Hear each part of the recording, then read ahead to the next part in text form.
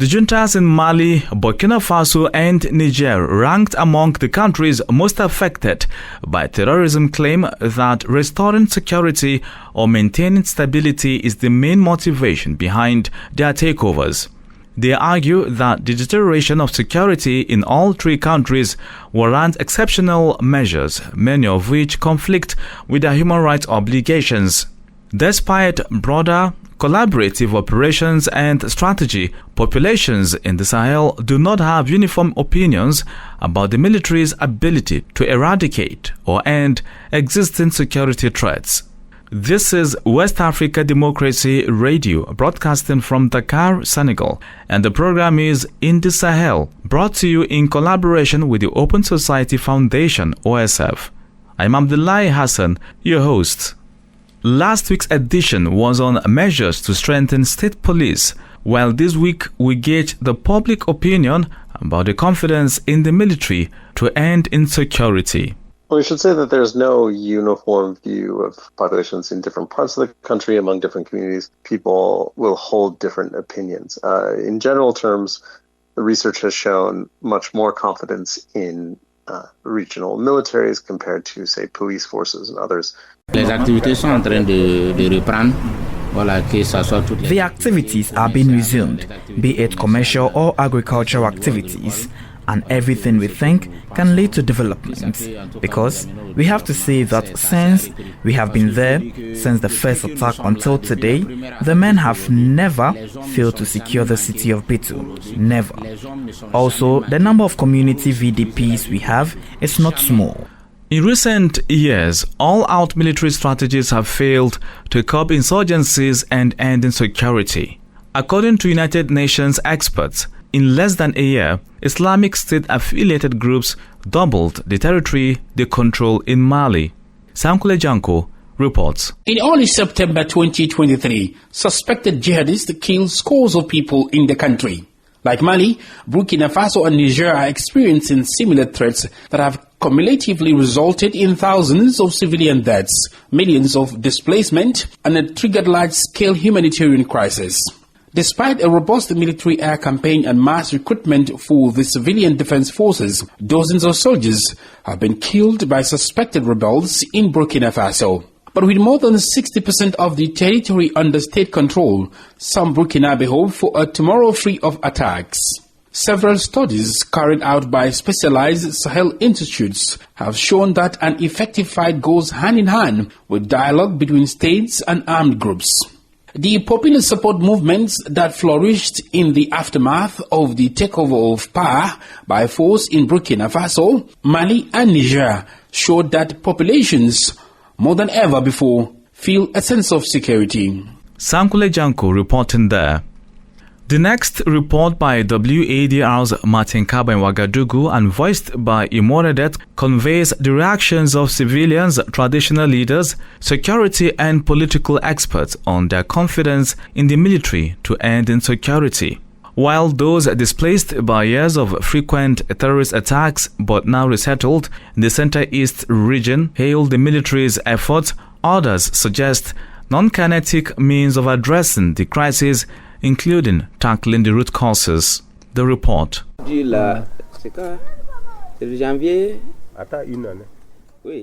Bitu, in the Central East region of Burkina Faso, civil society activist Mubarak Jesongo chats with colleagues. The topic is the security situation in and around this commune of 102,000 inhabitants. At the end of 2022, this commune, located 250 kilometers from Ouagadougou, became increasingly insecure with repeated terrorist attacks. The first terrorist attack was on December 4, 2022. From that moment on, fear was instilled in Bitu. It was total panic. We started to get together a little better, and at the moment, we can say thank God, calm has returned. For several months now, the local population has been experiencing a certain calm. No more armed attacks and displacement on the RN16 linking Burkina Faso to the Togolese border. The activities of the defense and security forces have intensified in the area.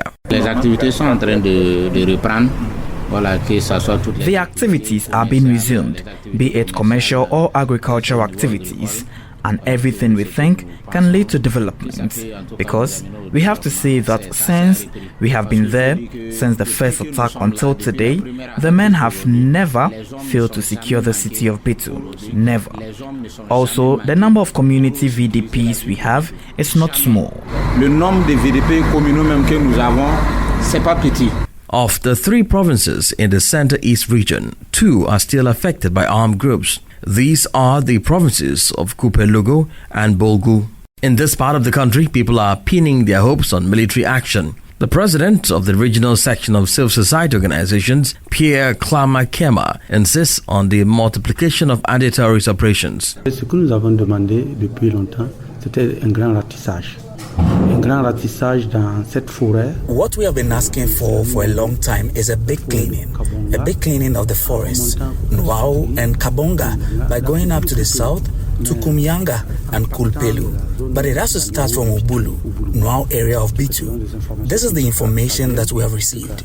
They have to manage to clean the area and maintain the forces, because one thing is clear, maintaining the forces to provide us with security again. Cela en tout cas va nous épargner encore. In Dassa, 400 kilometers from Bitu, in the Center-East region, people are more reserved. This commune was evicted by terrorists in 2022 before being resettled by security forces. Now that it has been resettled, the inhabitants are still wondering about the future. The local chief acknowledges the importance of the military but recommends a certain amount of dialogue with what he calls the bush people. We want to know the group of people attacking us and why. The weapons are important. It's true. It's the military who helped us to re-establish ourselves. But we are afraid that the people of the forests will come back. We already hear that there are villages a few kilometers away that have been attacked, and there have even been deaths. We are afraid. Maybe the dialogue will help us understand what they want exactly, and that will allow us to find solutions.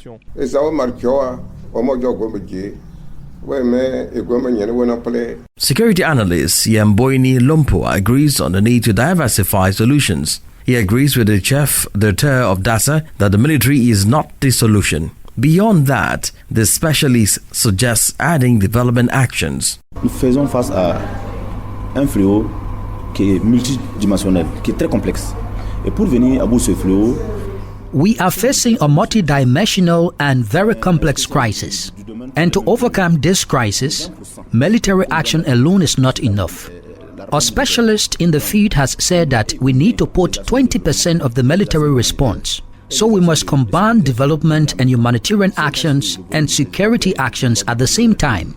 If we think about the military sector, I think that there are groups that we will de-radicalize. So the actions of development are also very important, because in order to de-radicalize certain youths that we have in our brigade, we have to create jobs, we have to pursue humanitarian actions, we have to create basic social services so that these youths can find their way to the country so that they don't have to go to the other side. il faut créer des services sociaux de base pour que ces jeunes-là puissent trouver les comptes aussi. In any case, the political and military authorities reject the solution of dialogue. Convinced of the importance of the armed struggle, they have been strengthening the material and human capacities of the defense and security forces since the beginning of the year. Recently, several batches of weapons, armored vehicles and flying equipment were acquired as part of the fight against terrorism. Immorted with that report by WADR's Martin Kaba in Ouagadougou. Before I bring in our guest, let's take reactions from Nigerians about the ability of the Nigerian army to effectively handle all security threats confronting the country. Africa's giant, with a population size of over 200 million, is in addition to the economic difficulties fighting a decade-long Boko Haram insurgency, banditry, separatist agitations, and intercommunal conflict, among others. In the last 3 years, kidnapping for ransom by criminal gangs disrupted normal life for millions of people in regions of the country. But do Nigerians see an end to all this through the military? I have high confidence that they will, because they are like recruiting new people. Because even in the Nigerian military, they have goals, they have vision, they have things that they want to achieve in the nearest future. So they will need more people to implement their plan, more people to put their plan into motion and stuff like that. I'm saying this even because that I'm going to the Nigerian military very soon. I don't believe in them because they don't have the equipment to eradicate these insecurities. Even themselves, they are insecure. They don't have that. They are not assured of that security. Not talk of securing us, because they don't have the. These bandits are even more equipped than our military personnel, so I feel they cannot.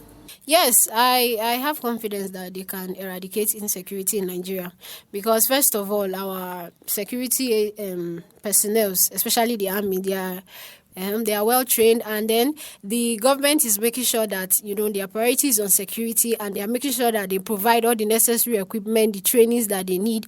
And we can see so far in Nigeria that most of the security issues we have, most of them have been tackled, and some are still in process that they are trying their best to reduce some in the area, and even some area they have even totally eradicated. So I think it's something they can do. Yes. Well, it's a no for me, because the system is already bad. Is that bad that even junior staffs, like let's just say the security agencies and all of that, there are some persons that really want to do their job. They really want to make sure that these things, some things don't, but at times they do take order from the top. And you know that when the top is bad, the system is corrupt. Okay, so I would say no, because as it is now, this country is corrupt. How can you secure the citizen and the country itself is not being the security is very, very bad? And I feel the government are trying their best, but you won't just have that 100% of security for everybody. So I would say no. I would say yes, because in Nigeria, they are trying their best due to some insecurity in the country, but they are still trying their best to do their job. For a long time now, we have been having this issue of insecurity in Nigeria. And even when we have the military personnel, we have the police force, we are still constantly faced with these issues. That shows that they are not really competent in their own part, or they are not really trying enough. And then the other reason is that most of the government officials that are in positions to equip this military personnel with the right information, the right equipment. Okay, so yes, I have confidence in the military ending insecurities in Nigeria, because I think one of the major responsibilities of the military is to keep the country safe. That's what they pledge to when they go into military. So I feel like that should be their main objective, their main purpose in keeping the country safe. Voices of Nigerians there. We now turn to an expert's point of view. Dr. Andrew Lebovich is a research associate at Klingendel Institute, the Netherlands Institute of International Relations. He begins with an overview of the security situation of the Sahel region.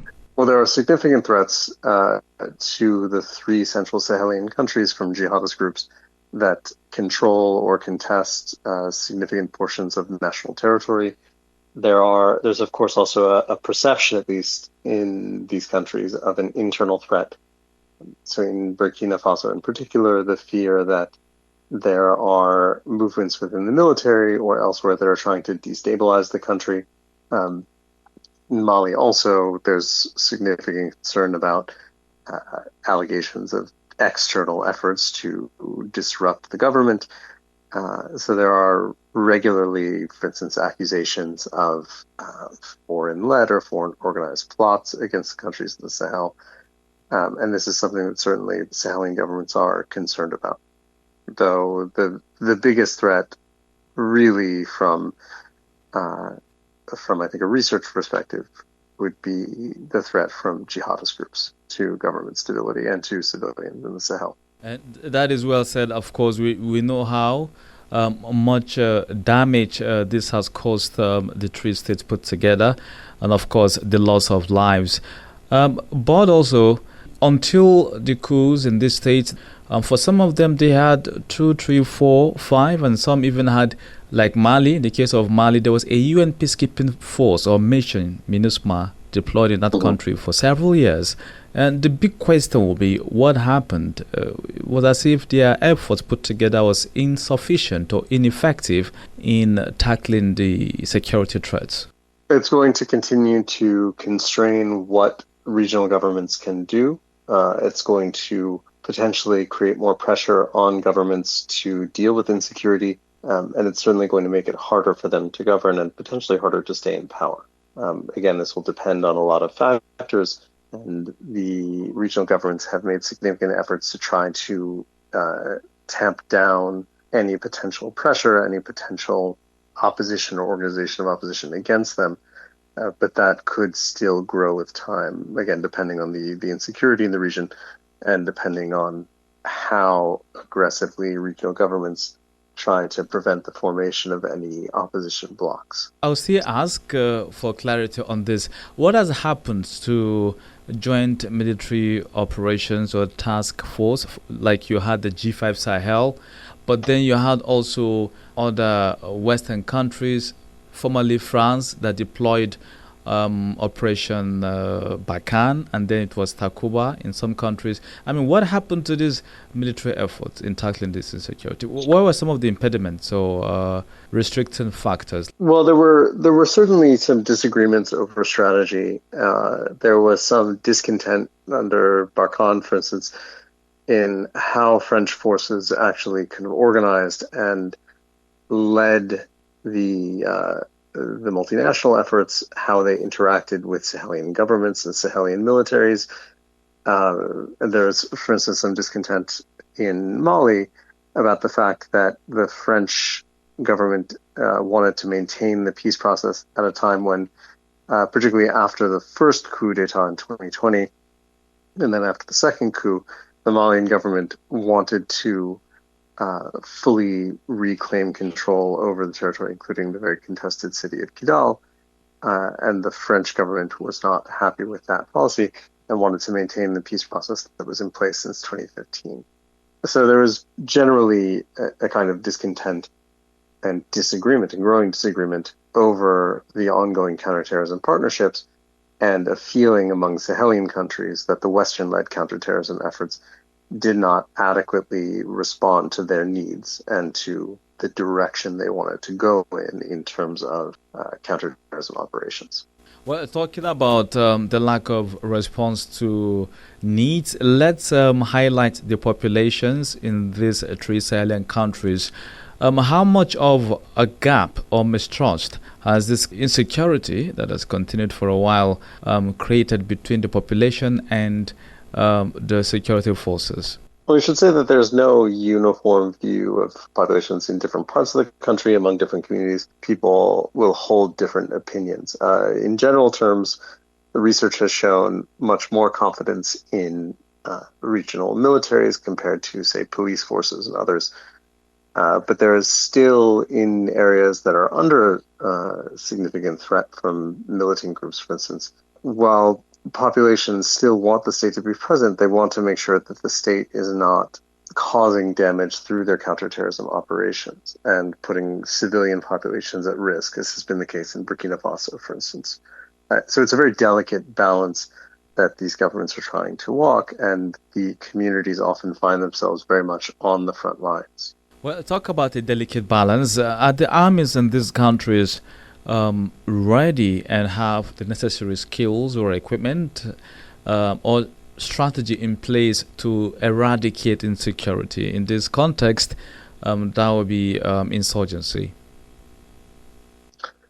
I think they've found that even with more training, more equipment, this is still a huge challenge that they face. And it is going to continue to be very, very difficult for them to really defeat terrorist groups and to reclaim control of their territory. And we see that there are a number of areas where the insurgency has either been expanding or where it simply has been incredibly difficult for regional governments to effectively fight them. So that would be the Sahel countries, but also right now that insurgency or violent extremism is shifting a bit from the Sahel to coastal states. So there have been reported attacks on the border areas around Benin and Togo. Now, do these countries have in place strategies that you think would push them back? Well, certainly the coastal states have pursued different policies, though in general, where the Western counterterrorism cooperation has been rejected in the Sahel, they've maintained quite effective working relationships in Côte d'Ivoire, in Benin, and in Ghana, for instance. And so the coastal countries have, in general, maintained these relationships and tried to bring in even more assistance from Western partners to not only try to shore up their military capacity and their intelligence capacity, but at least in some cases to try to improve how the military engages with civilian populations. And I think this is something that, especially in Côte d'Ivoire, has been very effective for right now. And so that's something that would be important for the coastal countries to keep in mind, to really try to improve wherever possible how they interact with civilian populations, and to focus on listening to civilian communities and prioritizing protection of those communities. Just before we wrap up this interview, how about Nigeria? What do you have to say about Nigeria? Because the fight against Boko Haram insurgents in the northeast has been there for more than a decade. Successive governments have all promised to eradicate this group of insurgents within a year after assuming office, but it appears to be a repeated cycle of almost no change or changes. What can you say the military there will have to do differently to win this war? Well, the military in Nigeria has repeatedly seen that heavy-handed counterterrorism operations are simply not effective at fully defeating the insurgency, and that they need to have and need to continue pursuing an integrated strategy that, again, prioritizes the protection of civilian communities. And that's something that remains a challenge in Nigeria, but remains something that the government really needs to do to be able to effectively counter the ongoing insurgency. Dr. Andrew Lebovich is a research associate, Klingendel Institute, the Netherlands Institute of International Relations. This is where we draw the curtain on this episode of In the Sahel, WADR's security program aiming to tell the African security crisis the African way. Thank you for listening, and many thanks to my guests and colleagues for their contributions. Join this frequency, West Africa Democracy Radio, 94.9 FM every Friday at 7:30 a.m. and the same day at 6:30 p.m. for the rebroadcast.